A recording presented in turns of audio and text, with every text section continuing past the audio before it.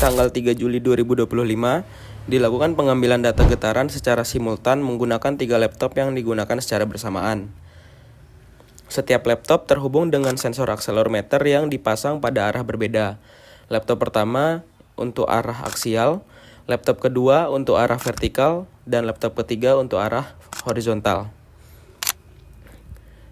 Sensor-sensor tersebut dipasang di dekat bearing mesin gerinda, tepatnya di dudukan bearing atau di housing bearing. Berikut adalah tampilan program Arduino yang digunakan untuk membaca data dari sensor getaran. Kemudian, ini adalah program Python yang digunakan untuk menyimpan data secara langsung ke dalam 3 laptop. Proses pengambilan data dilakukan selama 3 menit, sebanyak 3 kali untuk keperluan validasi. Berikut adalah kondisi aktual saat pengambilan data dilakukan, di mana bisa dilihat kondisinya yaitu sepi dan tidak ada gangguan atau getaran lain yang dapat mengganggu data getaran yang diambil. Setelah dilakukan pengambilan data validasi, dilakukan juga pengambilan data utama selama 10 menit. Selanjutnya, dilakukan pergantian bearing rusak pada mesin gerinda dengan bearing lama yang sebelumnya digunakan. Langkah pertama, membuka safety guard luar dengan membuka 4 mur yang terpasang. Lalu, melepas pengunci batu gerinda menggunakan pahat dan palu. Kemudian, membuka penahan batu gerinda, dilanjutkan dengan melepas batu gerinda dan dudukannya dari lubang poros. Setelah itu, dibuka dudukan bearing yang berfungsi meluruskan poros. Selanjutnya, 3 baut pengunci safety guard dalam dan dudukan bearing dilepas. Dudukan bearing kemudian direnggangkan dari casing mesin dengan memasang 2 baut di lubang khusus untuk membukanya. Setelah terbuka, dilepas 3 baut pengunci yang menahan bearing agar tidak bergeser atau miring. Tampak bearing rusak terpasang, hanya tersisa 5 ball bearing, kek yang sudah rusak, serta inner rest yang mengalami korosi dan gesekan, sementara outer rest sudah tergurat. Bearing ini diganti dengan bearing lama yang sebelumnya digunakan di mesin. Terlihat perbedaan kondisi visual antara bearing rusak dan bearing lama. Kemudian dilakukan perakitan kembali semua komponen mesin. Dimulai dari memasang dudukan penahan bearing dengan memperhatikan jalur gomok, lalu dikencangkan dengan 3 baut. Dudukan bearing dipasang kembali setelah melepas baut pembuka dudukan. 3 baut kembali dikencangkan untuk merapatkan dudukan bearing dengan casing. Setelah itu, baut dilepas kembali untuk memasang safety guard dalam. Dilanjutkan dengan pemasangan penahan poros agar poros tetap lurus dan satu sumbu. Kemudian, batu gerinda dan penahannya dipasang dan dikunci kembali menggunakan pahat dan palu. Terakhir, safety guard luar dipasang agar tetap aman saat mesin dihidupkan.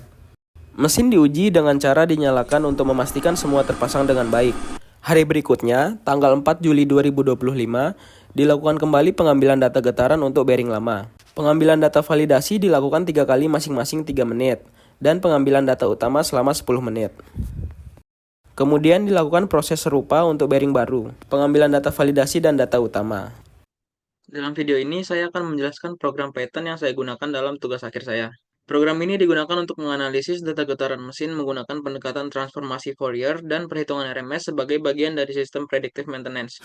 Baik, masuk yang pertama, di mana import library. Saya mulai dengan mengimpor beberapa library atau pustaka Python yang akan digunakan di seluruh program, seperti NumPy untuk perhitungan matematika seperti akar kuadrat dan rata-rata, Pandas digunakan untuk membaca file CSV, matplotlib.pyplot untuk menampilkan grafik, FindPix dari SkyPy sinyal, di mana ini berguna untuk mencari puncak frekuensi, dan ada kumulatif trapezoid pada SkyPy integrate.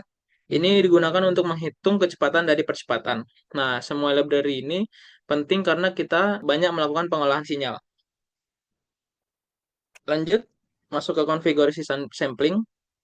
Nah, selanjutnya saya mendefinisikan parameter sampling yang terdiri dari sampling rate sama dengan 420 atau variabel sampling rate sebesar 420 Hz.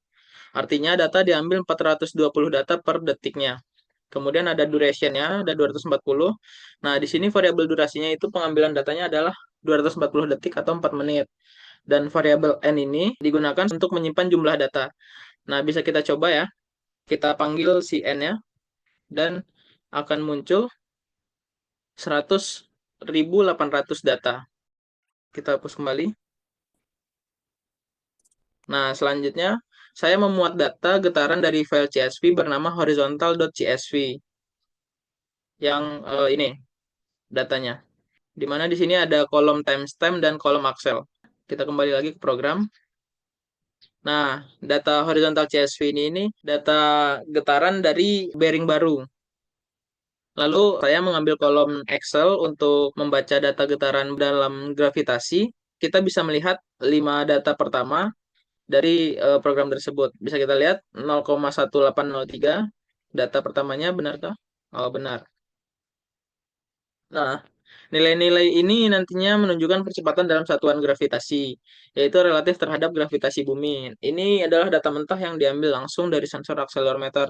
Kita belum bisa menggunakan ini secara langsung karena satuannya belum sesuai dengan satuan jika kita ingin menggunakan ISO 10816-1 sebagai acuan. Jadi kita lanjut ke tahap konversi. Oke, selanjutnya konversi dari gravitasi ke meter per second kuadrat. Setelah data percepatan dalam satuan G diambil, langkah selanjutnya adalah mengubah satuan tersebut ke meter per second kuadrat dengan menggunakan rumus percepatan gravitasi, di mana semua nilai dikalikan dengan percepatan gravitasi yaitu 9,81 meter per second kuadrat. Berikut programnya. Kemudian program ini melihatkan 5 data pertama yang sudah dikonversi. Kalau sebelumnya kita punya blok output program yang gravitasi, yang ini. Nah, yang sekarang itu kita punya blok output program yang kecepatan meter per second kuadrat. Kemudian kita melakukan visualisasi time waveform data getaran percepatan dalam satuan gravitasi atau G. Nah, grafik ini memperlihatkan bagaimana nilai percepatan neutron terhadap waktu. Dengan X labelnya itu adalah waktu dan Y labelnya itu adalah amplitude dalam satuan gravitasi.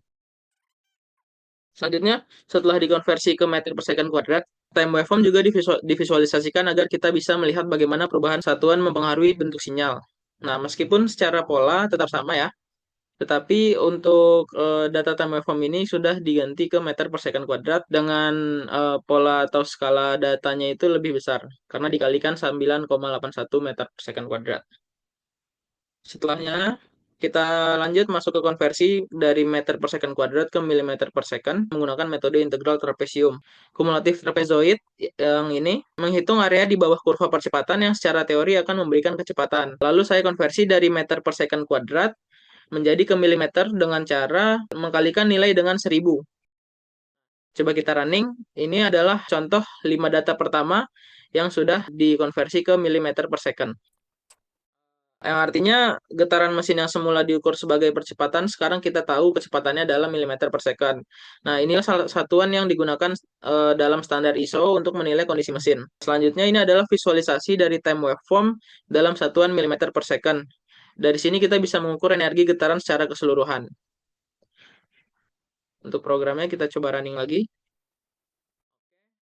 Selanjutnya kita akan lanjut ke menghitung RMS dari velocity dalam milimeter per second. Saya menghitung nilai RMS ini dari kecepatan milimeter per second untuk mendapatkan nilai representatif dari energi getaran. Langkah untuk menghitungnya bisa dilihat rumus yang di depan. Dalam programnya itu sendiri, yang pertama itu adalah nilai variabel velocity milimeter per second yang sudah kita buat di atas tadi, dikuadratkan. Kemudian menggunakan fungsi NumPy min untuk mengambil rata-rata dari semua nilai kuadrat. Dan yang terakhir, menggunakan fungsi NumPy squared. Hasil nilai RMS velocity-nya itu sebesar, coba kita running, itu 5,86 mm per second. Nilai ini kemudian akan divisualisasikan.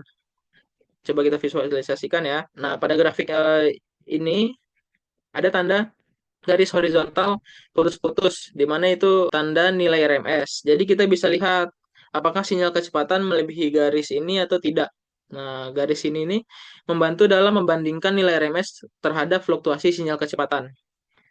Kemudian yang ke-11, itu ada klasifikasi nilai RMS berdasarkan ISO 10816-1, di mana nilai RMS yang didapat kemudian diklasifikasikan berdasarkan standar ISO 10816-1 yang membagi kondisi mesin menjadi beberapa kategori. Yang pertama itu ada kategori good, di mana range-nya itu di bawah 0,75 mm per second dengan interpretasi mesin stabil dan tidak perlu adanya perbaikan. Kemudian ada kategori satisfactory, di mana range-nya itu sendiri adalah 0,76 sampai 1,99 mm per second.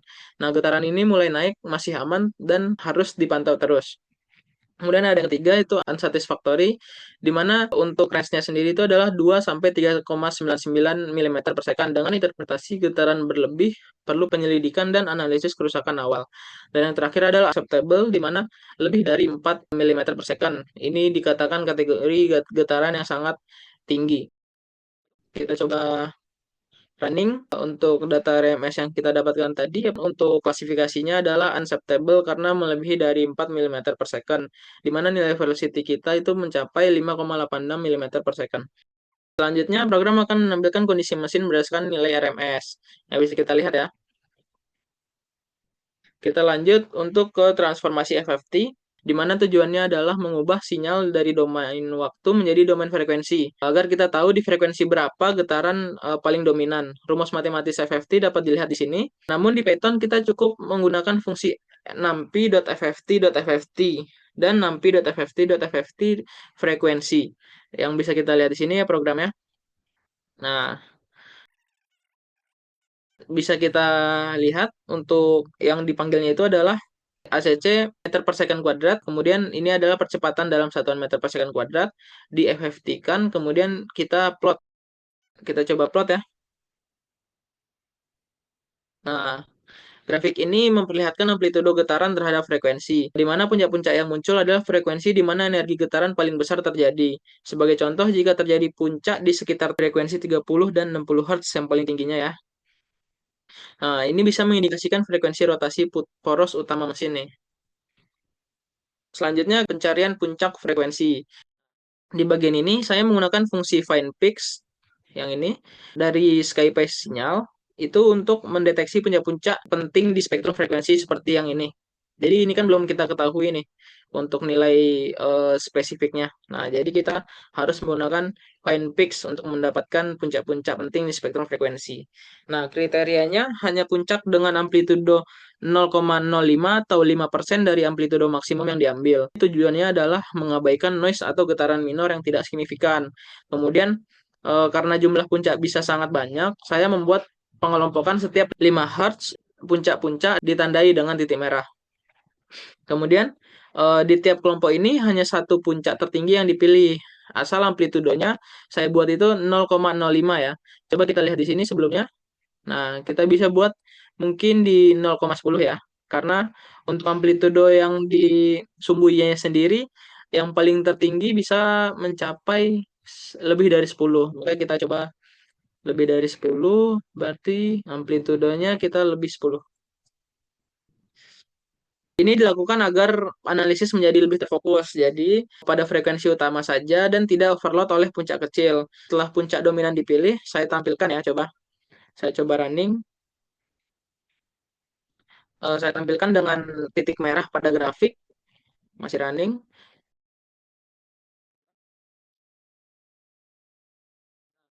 Bisa kita lihat dari sini kita bisa dengan mudah mengenali mana frekuensi-frekuensi yang perlu dianalisis lebih lanjut.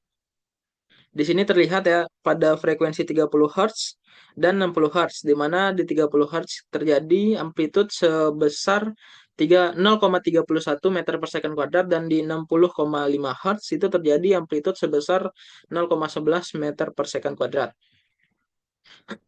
Kemudian kita menginisialisasi frekuensi kerusakan bearing. Nah, di sini, di bagian ini saya menganalisis frekuensi karakteristik kerusakan bearing. Ada 4 jenis. Yang pertama itu ada satu kali mesin running speed, di mana frekuensinya itu pada 38,333 Hz. Kemudian ada BPFO, di mana 207.767, dan BSF di 11933. Kita coba running ya. Nilai-nilai ini dihitung berdasarkan dimensi bearing dan jumlah bola yang sudah saya analisa dan hitungkan. Nah, kita bisa lihat di sini terjadi fluktuasi atau peak di frekuensi di 30 Hz dan 60 Hz, di mana ini sangat berdekatan dengan titik atau garis di grafik spektrum nih. Bisa kita lihat di grafik spektrum, saya tambahkan kan garis vertikal ini hitam untuk masing-masing frekuensi bearing, seperti satu kali FTF, dua kali FTF, satu kali mesin running speed di 38,3 Hz, kemudian ada 3 FTF, 4 FTF, 4 kali FTF, yang dimana disebutkan 1 sampai 4 kali ini dikatakan perkalian biasa saja. 1 kali di 2 kali FTF itu 16,1 Hz dikali 2. Kemudian di 3 kali FTF dikali 3, 4 kali FTF dikali 4. Juga ditampilkan teks penanda seperti BPFO nih, juga BSF. Kemudian dengan ini kita bisa langsung melihat apakah puncak FFT berada dekat dengan frekuensi kerusakan tertentu. Tahap akhir di analisis ini adalah menyimpulkan apakah getaran dominan berhubungan dengan potensi kerusakan bearing. Ada beberapa contoh interpretasi ya. Bisa kita lihat pada diagram ini. Untuk di frekuensi 30 Hz dan 60 Hz berdekatan dengan garis kerusakan spesifik bearing pada 2 kali FTF dan 4 kali FTF. Ini bisa dikatakan terjadi kerusakan pada cake atau outer rest bearing yang mengalami korosi atau kerusakan lainnya. Dengan memetakan puncak-puncak FFT terhadap frekuensi karakteristik, kita bisa membuat diagnosis awal terhadap kerusakan komponen dalam bearing. Jadi, dari awal sampai akhir, program Python ini telah saya rancang untuk menganalisis sinyal getaran mesin. Yang pertama itu ada mengubah percepatan dalam kecepatan, ada menghitung RMS dan mengklasifikasikan kondisi mesin berdasarkan standar ISO, ada melakukan transformasi FFT dan identifikasi puncak, dan ada membandingkan puncak dengan frekuensi karakteristik bearing, serta memberikan interpretasi teknis mengenai potensi kerusakan.